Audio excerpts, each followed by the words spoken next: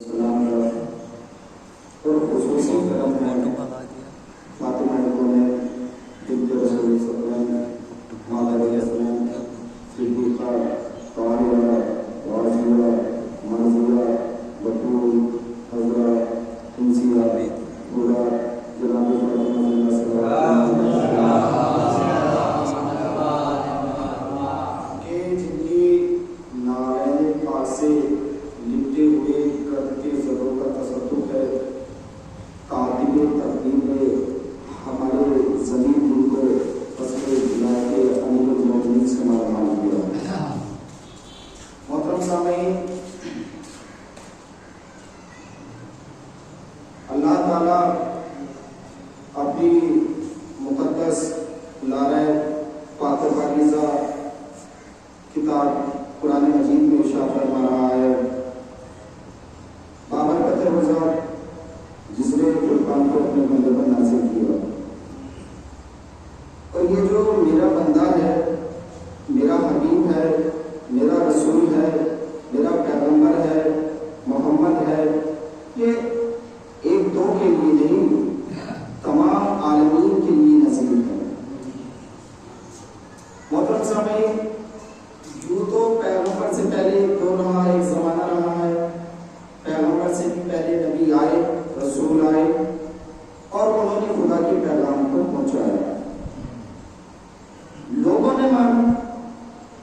اب جنہوں نے مانا ان کے لیے ٹھیک، اب جنہوں نے نہیں مانا تو پروردگار عالم نے اپنے نبی کے ساتھ ایک چیز بھیجی، وہ ہے معجزہ.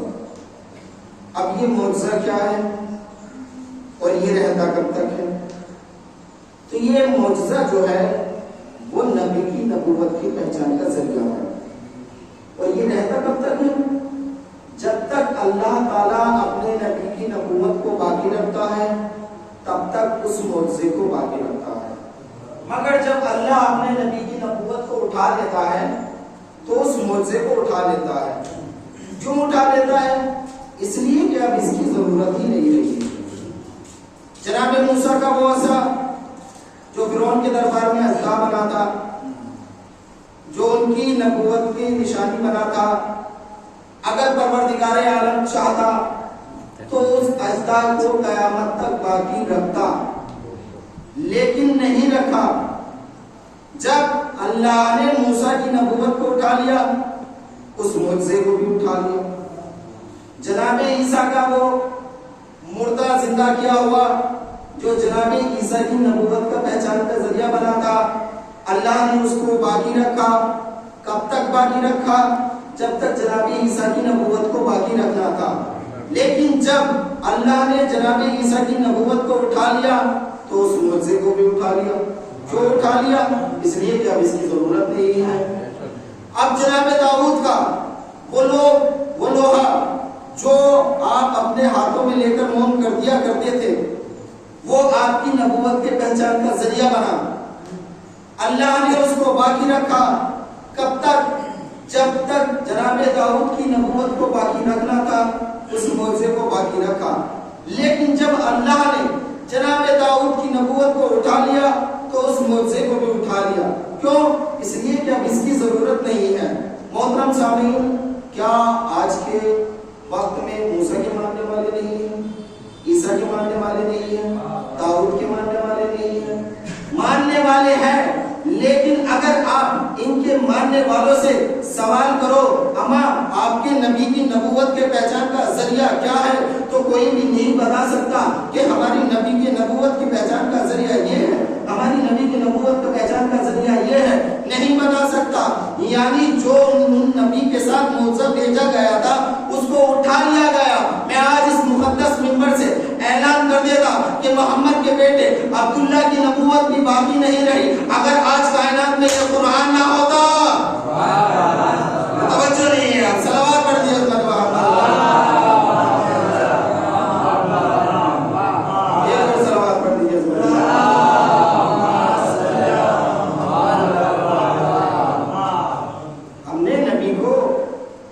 سے پہچانا ہے، روایت سے نہیں پہچانا ہے.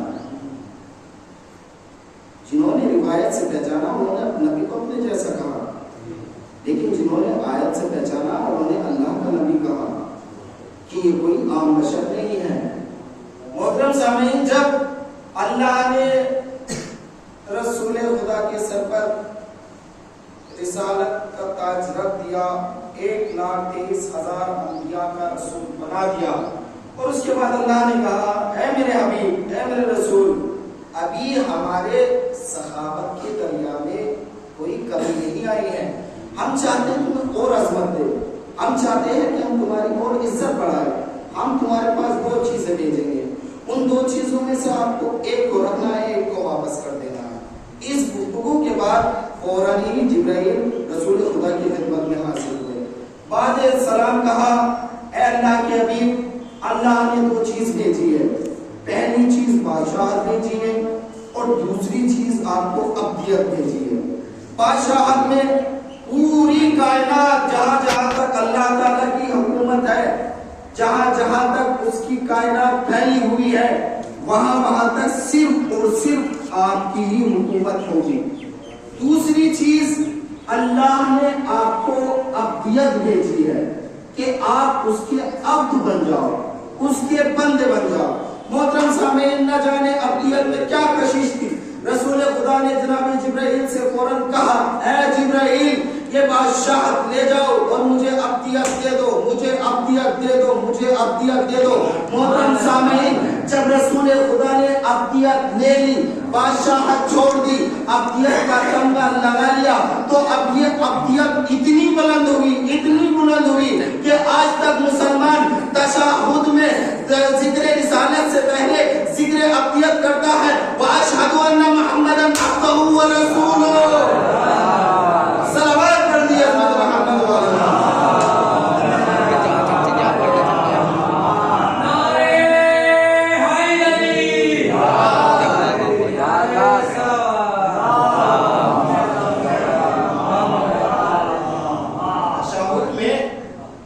رسالت کی گواہی پہلے نہیں دیتا، ابدیت کی گواہی پہلے دیتا ہے۔ اور یہی نہیں، آپ قرآن اٹھا کر دیکھیے، آپ کو قرآن میں ملے گا کہ پروردگار عالم نے اپنے حبیب کو مختلف نام سے پکارا،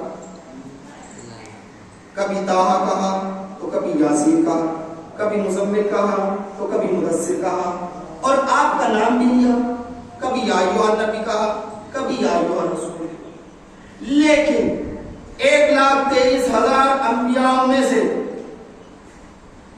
کوئی کسی کو بھی معراج نصیب نہیں ہوئی، وہ صرف ہمارے آخری رسول ہیں، یعنی بڑے رسولوں میں کسی ایک کو بھی، چاہے وہ آدم ہو، ابراہیم ہو، موسیٰ ہو، عیسیٰ ہو، کسی کو بھی معراج نصیب نہیں ہوئی، لیکن رسول خدا کو معراج نصیب ہوئی۔ اب سنیے گا محترم سامعین،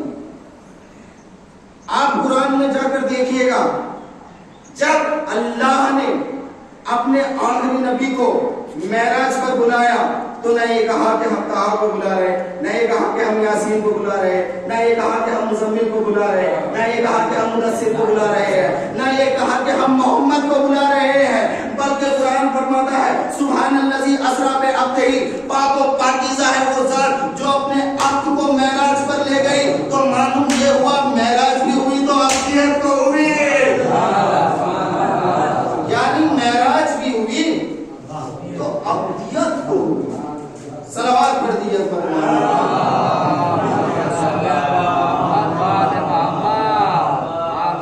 اب مسلمان یہ کہتا ہے کہ رسول خدا نے اگر علی کے بارے میں صاف صاف کہہ دیا ہوتا تو اختلاف ہی نہیں ہوتا، اس بات کا اختلاف ہے، صاف صاف کہہ دیتے۔ ہم اللہ نے صاف صاف کہا ہے قرآن میں نماز پڑھنا واجب ہے، تو 1400 سال سے آج تک کسی مسلمان کی ایک وقت کی نماز قضا ہوئی ہے یا نہیں؟ اللہ نے صاف صاف کہا ہے کہ جھوٹوں پر اللہ کی لعنت ہے، تو مسلمانوں میں سے 1400 سال سے لے کے اب تک کوئی ہے جس نے ایک نے بھی جھوٹ نہ بولا ہو؟ قرآن تو صاف صاف کہہ رہا ہے سود کھانا حرام ہے کوئی ایسا مسلمان کہ جس نے سود نہ کھایا ہو؟ صاف صاف کہہ رہا ہے قرآن تو شراب پینا حرام ہے۔ شراب پینا چھوڑ دو. آپ کس منہ سے کہہ رہے ہو کہ صاحب صاحب کہہ دیتے؟ تو یہ اختلاف ہی نہیں ہوتا. علی کے بارے میں کوئی اختلاف ہی نہیں ہوتا. اللہ نے تو صاف صاف کہا ہے. تو کیا مسلمان نے 1400 سال سے لے کے آج تک کوئی نماز قضا نہیں کی؟ کیا مسلمان نے جھوٹ بولنا چھوڑ دیا ہے؟ کیا مسلمان نے شراب پینا چھوڑ دی ہے؟ کیا مسلمان نے سود کھانا چھوڑ دیا ہے؟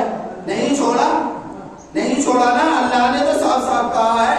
تو ہم یہی تو بتانا چاہتے ہیں، اما جو اللہ کی نہ مانے وہ اپنے رسول کی کیا مانے گا؟ جسے اپنے اللہ کی صاف صاف بات سمجھ میں نہیں آ رہی ہے، ہم تو اپنے رسول کی کہاں سے صاف صاف بات ہے؟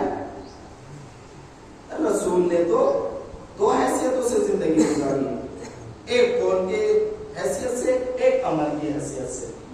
یعنی جو رسول نے کہا اور جو رسول نے کر کے دکھایا. محترم سامعین،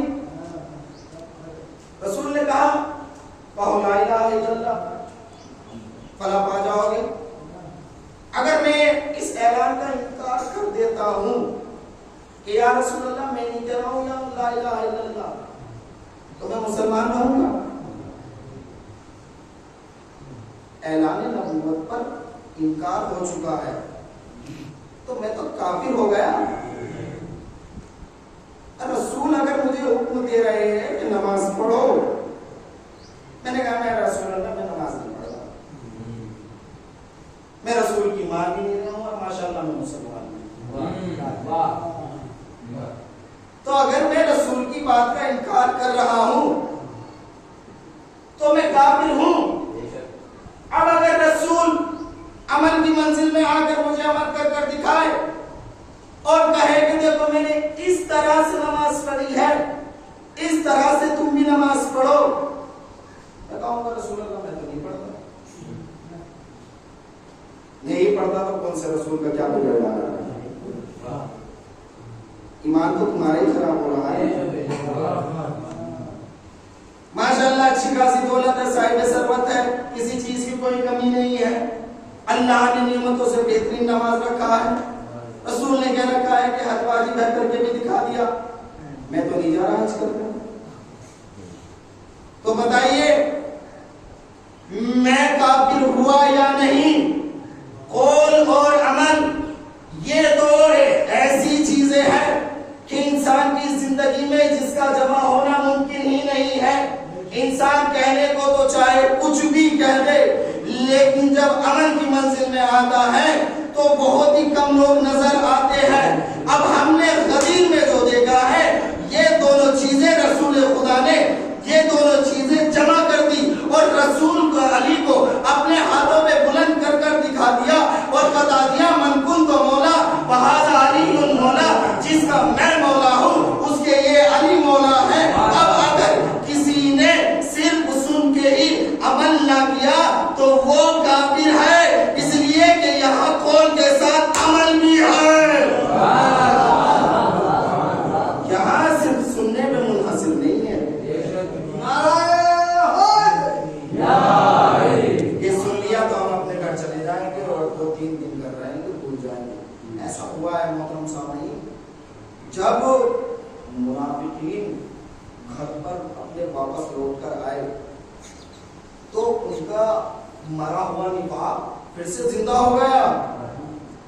اب رسول اللہ کے ساتھیوں سے بحث کر رہے ہیں. اب ہمارے لیے تو نبی ہی برداشت کرنے والی بڑی چیز تھی. اب نبی نے ہمارے بعد علی کو بھی بنا دیا. ہم تو نہیں مانتے علی کو. رسول اللہ کے ساتھیوں نے بہت سمجھایا، بہترین دلیلیں دی، لیکن انہوں نے کہا کہ ہم نہیں مانتے، ہم نہیں مانتے. انہوں نے کہا کہ اچھا چلو اگر ہم علی کا کوئی معجزہ بتا دے تو تب تو تم یقین کر لو گے کہ ہاں رسول کا خلیفہ جو ہے وہ علی کو ہونا چاہیے. انہوں نے کہا ٹھیک ہے چلو سناؤ. وہ سنانے لگ گئے کہ ہم ایک تاریخ رات میں جا رہے تھے، تاریخ تھی اور چاروں طرف اندھیرا چھایا ہوا تھا، کچھ نظر ہی نہیں آ رہا تھا اور دفتر علی آئے.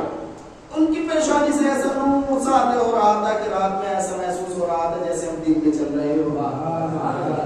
मैंने कहा कि हाँ ऐसा तो हुआ है। अच्छा चलो अब तो यकीन आ गया। नहीं चलो तो उसका सुन लो। अली को कहीं जाना था, बहुत जल्दी में थे, रास्ते में जितने भी पहाड़ आ रहे थे वो सब अपना सीना चीर चीर कर अली को रास्ता दे रहे थे। इससे बड़ा भी कोई मौका हो सकता है?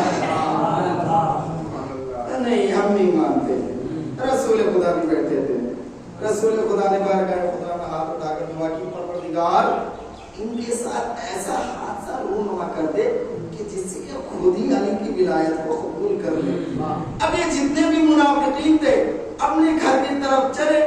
अब जब अपने बैत की तरफ पहुंचे, दरवाजा खोलते हैं, बड़ी कोशिशें करते हैं, एड़ी से चोटी तक, चोटी से लेके एड़ी तक का जोर लगा देते हैं, दरवाजा नहीं खुलता। दरवाजे से आवाज भी आती है, अली की विलायत कबूल करो तभी खुले।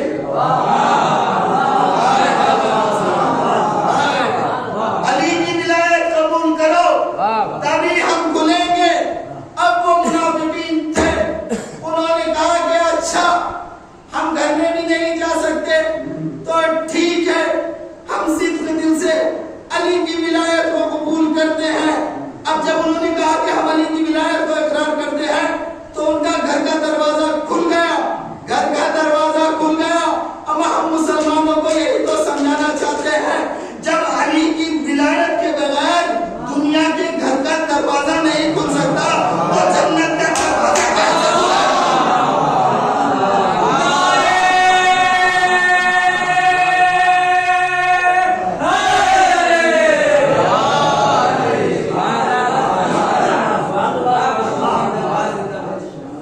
कैसे खुलेगा?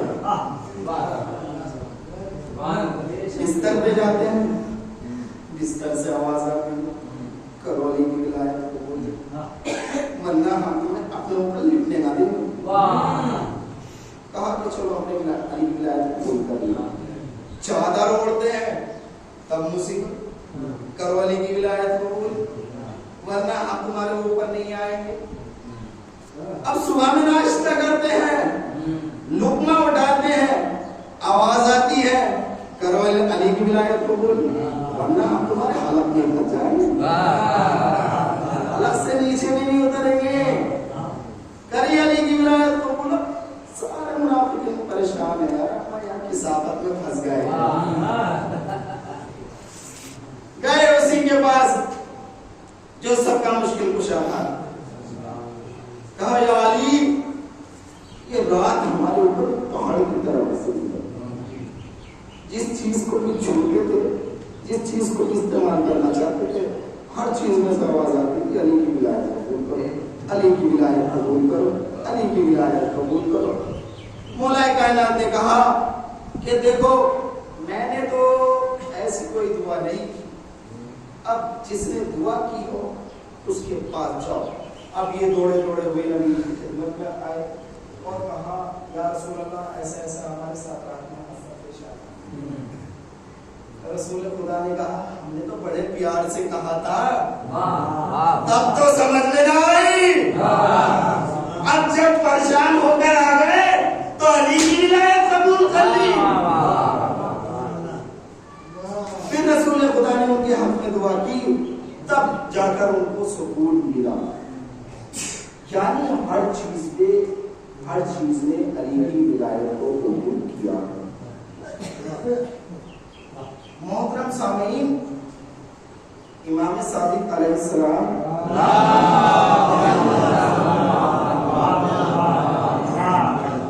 दस्तरखान पर बैठे हुए थे और बेहतरीन ग़िज़ा दस्तरखान पर रखी हुई थी और जा रहा था कोई ऐसा ही जिसको कुरान के बारे में ज्यादा नहीं होगा, ज़ाहिर कुरान की जिंदगी गुजार रहा होगा। इमाम से कहने लगा, इमाम आपको अफसोस नहीं है, डर नहीं है उस रोज का जब क़यामत में नेमत के बारे में सवाल किया जाएगा। इमाम मुबीन के बारे में अपने इल्म को बयान कर रहा है। और फरमाइए मोहतरम साहब कि अच्छा کون سے کھانے کے بارے میں سوال ہو رہا ہے؟ اللہ کو بخیل سمجھ رکھا ہے. اما انسان ایک وقت کا کھانا کھلانے کے بعد یہ تو کہہ دیتا ہے کہ بھائی میرے حق میں دعا کر دینا. یہ نہیں کہتا کہ لو یہ اس کا حساب دے دو. تو جب انسان ایک وقت کا کھانا کھلا کے حساب نہیں مانگا اور وہ تو رازق ہے, پوری کائنات کو رزق بانٹ رہا ہے, وہ کیسے حساب لے گا؟ تو اس نے کہا امام میں نے قرآن مجید میں پڑھا ہے, اس میں لکھا ہے ثم لتسألن عن النبأ اليوم العظیم, یعنی قیامت کے دن ہر کسی سے نعمت عظیم کے بارے میں سوال کیا جائے گا, نعمت عظیم کے بارے میں سوال کیا جائے گا. اب وہ نعمت عظیم ہے کیا جس کے بارے میں قیامت کے دن سوال کیا جائے گا؟ تو امام نے اس کی طرف دیکھا اور کہا کہ بھائی ہو تجھ پر جس کو تو نعمت عظیم سمجھ رہا ہے وہ کھانا نہیں ہے. یا جملوں کو الفاظوں کی قالب میں ڈال کر یوں کہہ دوں کہ قیامت کے دن جس نعمت کے بارے میں سوال ہوگا وہ دسترخوان کی نعمت نہیں ہوگی بلکہ غدیر کا اعلان ہوگا. اب جس نے اس نعمت کو انکار کر دیا ہوگا, جنت کو چھوڑو جہنم انتظار کر رہی ہے. صلوات پڑھ دیجیے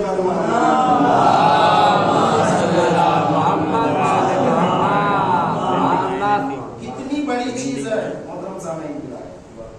ایک چاہنے والا اپنے امام کے پاس گیا اور کہنے لگا مولا میرے پاس مالی دنیا میں سے کچھ نہیں ہے, مجھے کچھ ادا کر دیجیے. مولا نے کہا اچھا میرے پاس کچھ نہیں ہے, تیرے پاس تو سب سے عظیم نعمت ہے, دولت ہے. اس نے کہا مولا میرے پاس کچھ بھی نہیں ہے اور آپ کہہ رہے ہیں کہ میرے پاس عظیم دولت ہے. مولا نے کہا کہ اچھا تو نہیں سمجھ رہا, تیرے سینے میں جو ہماری ولایت ہے نا وہ ہمیں واپس کر دے اور دنیا کی دولت لے دے. اس نے کہا مولا میں تو جی آپ کی محبت کر رہا ہوں. سمجھے آپ, یعنی اہل بیت کی محبت کتنی عظیم ہے. دنیا کی دولت صرف قبر تک ساتھ دیتی ہے لیکن اہل بیت کی محبت آخرت تک ساتھ دیتی ہے. اہل بیت کی محبت آخرت تک ساتھ دے, قبر میں بھی ساتھ دے, برزخ میں بھی ساتھ دے, جنت تک محبت رہے. رسول خدا کیا مانگا تھا امت سے؟ قل لا اسألکم علیہ اجرا الا المودۃ فی القربى. میں نے بہت زحمتیں اٹھائی ہے, میں نے ہدایت کرنے میں کتنی بھی تکلیف اٹھائی, کتنی بھی پریشانیاں, کتنی بھی زحمتیں, کتنی بھی مصیبتیں اٹھائی ہو, مجھے کچھ نہیں چاہیے, بس تم اہل بیت سے محبت کرو. تصور کیجیے جس رسول نے کچھ نہ مانگا اسی رسول کی امت نے محبت نہ کر کے اتنی عظیم طریقے سے ہر اہل بیت والے کو شہید کیا, کو زہر دے کر شہید کیا, تلوار سے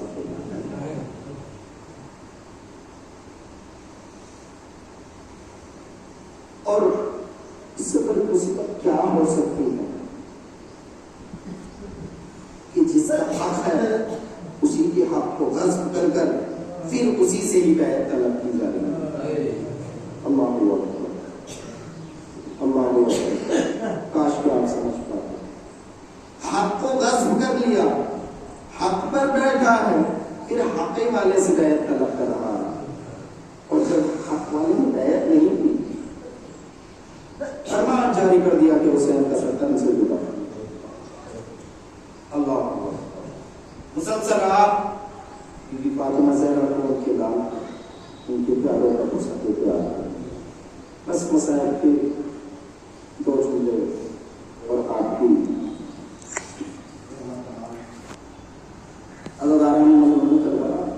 تصور کیجئے کون سی ایسی مصیبت ہے جو کربلا میں نہیں ہوئی, اس سے بڑا کوئی جملہ نہیں ہو سکتا. کون سی ایسی مصیبت تھی جو کربلا میں ہونے سے رہ گئی؟ کون سی ایسی مصیبت جو کربلا میں نہیں ہوئی؟ سب انصار و اقربا شہید ہو گئے۔ 11 محرم کو یزید کا لشکر آتا ہے، اہل حرم کو قیدی بنانا چاہتا ہے۔ یہ 11 محرم ذرا 28 رجب کا منظر یاد کرنا، جب حسین بھی تھے، عباس بھی تھے، اکبر بھی تھے، قاسم بھی تھے، اور اہل حرم کو بڑے ادب و احترام کے ساتھ اماری میں بٹھایا جا رہا تھا۔ اتنا اہتمام تھا، بڑے سکون کے ساتھ سوال کیا جا رہا تھا۔ ہائے وہ 28 رجب کا مہینہ، کیا زینب کو یاد نہ آیا ہوگا؟ ارے جب شبر ملعون آگے بڑھا ہوگا اور بیویوں کے بازو میں رسن باندھنے کے لیے بی بی زینب نے روک دیا، اے نجیس ہم سے دور رہنا، ہم اہل بیت اطہار ہیں، ہم کو نجیس ہاتھ مت لگانا۔ عزادارہ نے مظلوم کربلا جب وہ زینب ہاتھوں میں رسن باندھ رہی ہوگی، کیا اسے اپنے عباس کی یاد نہ آئی ہوگی؟ ارے جس زینب کا عباس میں اتنا ناز تھا، ارے کون ہے جو میرے سر سے ندا چھین لے گا جب تک میرا عباس ہے؟ لیکن ہائے عزادارہ نے مظلوم کربلا جب عباس چلے گئے تو زینب کی سر سے ندا چھینی ہے۔ جب تک عباس رہے ہیں کسی ظالم کی اتنی ہمت نہیں تھی کہ وہ آنکھ اٹھا کر بھی دیکھ لے۔ عزادارہ نے مظلوم کربلا اہل حرم کو قیدی بنایا گیا، اونٹوں پر سوار کیا گیا، بے قدر اونٹوں پر سوار کیا گیا اور اس طرف سے لے جایا گیا جہاں پر شہداء کے لاشیں پڑے ہوئے تھے۔ ارے زینب نے اپنے آپ کو اونٹ کی بلندی سے گرا دیا۔ اے میرے ماجائے مجھے معاف کرنا، اے ماجائے ایک وہ وقت تھا جب میں آرام کر رہی تھی، میرے اوپر سورج کی روشنی آئی تو آپ میرے سامنے کھڑے ہو گئے سایہ بن کر۔ اے میرے ماجائے میں کیا کروں، میرے سر پر ندا بھی نہیں ہے کہ میں تم کو کفن دے دوں۔ اسی اسنا میں عزادارہ نے مظلوم کربلا امام سجاد کا رنگ متغیر ہو گیا، ایسا لگتا تھا کہ ابھی وہ جسم سے جدا ہو گیا۔ زینب نے امام کی طرف دیکھا اور کہا، اے بیٹا سجاد، کیا اس عالم غربت میں تم بھی ساتھ چھوڑ کر چلے جاؤ گے؟ اے بیٹا سجاد، یہ کیا حالت ہے؟ امام سجاد نے کہا، اے مبی اماں، اس بیٹے میں کیوں نہ یہ مصیبت آن پڑے؟ ارے جس کا جوان بیٹا سلامت ہو اور وہ آپ کا لاشا تاکہ کربلا پر اٹھیا پڑا ہو۔ اے مبی اماں، میں منظر کیسے دیکھوں؟ اے مبی اماں، مجھے برداشت نہیں ہوتا۔